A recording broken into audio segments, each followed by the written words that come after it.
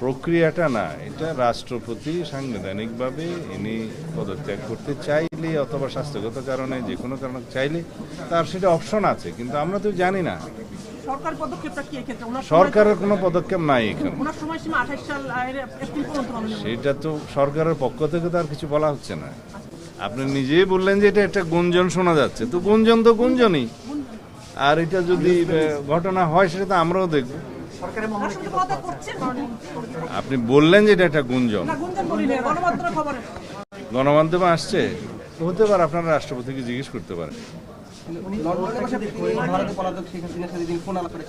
সেটা আমি জানি না, আমরা শুনি না, এটা সরকারকে জানানোর কথা না। যদি মহামান্য রাষ্ট্রপতি স্বাস্থ্যগত কারণে হোক যে কোনো কারণে পদত্যাগ করতে চান, সেই অপশন তো ওনারা আছে। এখানে সরকারের পক্ষ থেকে কিছু বলা হয়নি, আমিও এগুলো পত্রিকায় শুনছি।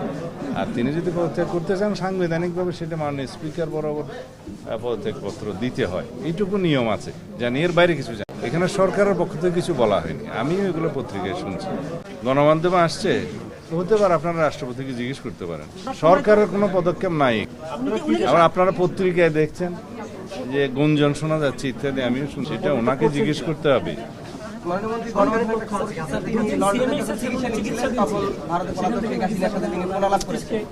না, উনি চিকিৎসাতে কিছুদিন আগে বিদেশে গিয়েছিলেন, তো চিকিৎসা তো নিতেই পারে অসুস্থ হলে।